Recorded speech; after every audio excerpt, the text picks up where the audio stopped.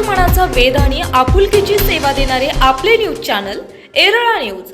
खटाव तालुक्यातील नेर धरणातील पाणी तात्काळ सोडवण्यासाठी खटाव पुसेगावसह उत्तर खटाव तालुक्यातील अनेक गावातील शेतकरी बांधवांसह प्रमुख कार्यकर्ते आक्रमक झालेत।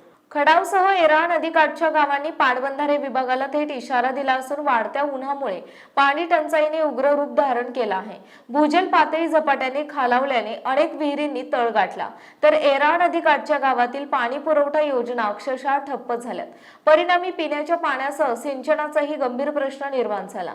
खटाव, पुसेगाव, खादगुण, भांडेवाडी, बुरकवडी, कुरोली, धकटवाडी आणि काटकरवाडीसह लाभ क्षेत्रातील अनेक गावांनी निवेदनाद्वारे नेर लघु प्रकल्पातील पाणी एरळा नदी आणि कॅनॉलमधून तात्काळ सोडण्याची जोरदार मागणी केली आहे।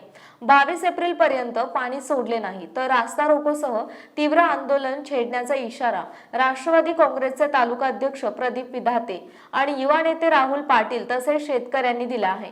पाणी सोडण्याच्या मागणीसाठी शिवसैनिक आक्रमक झाले असून प्रताप जाधव यांच्या नेतृत्वाखाली पाटबंधारे विभाग कार्यालय खटाव येथे एरळा नदीस पाणी सुटावे या मागणीसाठी संबंधित विभागाच्या कर्मचाऱ्यांना घेराव घालण्यात आला। यावेळी शेतकरी सेनेचे मुगटराव कदम, असलम शिकलगार, शंकर लावंड, महिला आघाडीच्या अनिता काळे, समीर मोहिते, बबन काळे, युवराज जाधव, समाधान गोडसे आदी शिवसैनिक उपस्थित होते।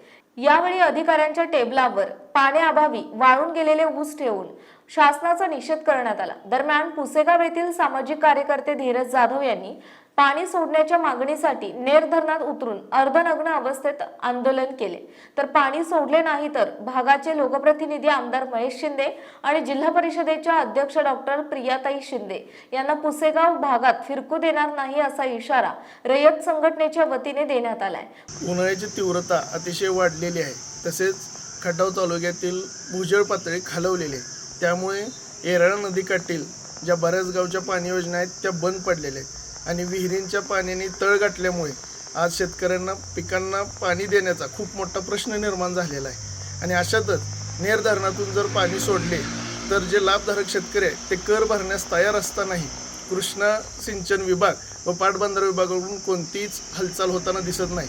जर आत्ता ऐन उन्हाळ्यात पिकांना पाणी नाही मिळाले तर शेतकऱ्यांचे फार मोठे नुकसान होणार आहे। तरी सर्व शेतकऱ्यांची मागणी आहे की लवकरात लवकर पाणी सोडण्यात यावे। आज शिवसेनेच्या वतीनं एरळा नदी व नेर कॅनलला पाणी मिळावं यासाठी संबंधित विभागाच्या अधिकाऱ्यांना आम्ही निवेदन द्यायसाठी आलो। या भागातील 2 लोकप्रतिनिधी आदरणीय शशिकांत शिंदेसाहेब आज प्रदेशाध्यक्ष आहेत आणि कृष्णा खोरे विकास महामंडळाचे अध्यक्ष आदरणीय महेशजी शिंदे आहेत। तरीसुद्धा या भागाला जे कटापूरच्या पाण्यापासून वंचित राहावं लागते। आज वेराळामाई पूर्ण कोरडी पडलेली आहे। जसं वेराळामाई कोरडी आहे आणि सर्व भाग तुपाशे अशी अवस्था आहे। ज्या अपेक्षेनं हिंदू हृदय सम्राट बाळासाहेब ठाकरेंनी ही योजना कार्यान्वित केली, हा भाग सुजलाम सुफलाम व्हावा, या भागातील गोरगरीब शेतकरी पुन्हा एकदा उत्कृष्टाकडे जावं या भावनेनं ही योजना चालू केली।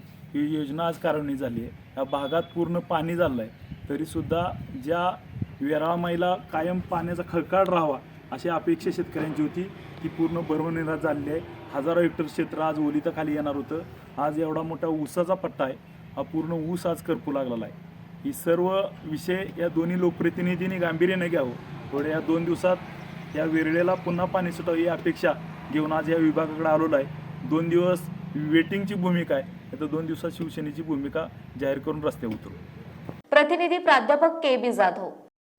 आपल्या भागातील महत्त्वाच्या बातम्या पाहण्यासाठी आजच आमच्या एरळा न्यूज चॅनलला YouTube वर सबस्क्राईब करा आणि बेल आयकॉन प्रेस करा।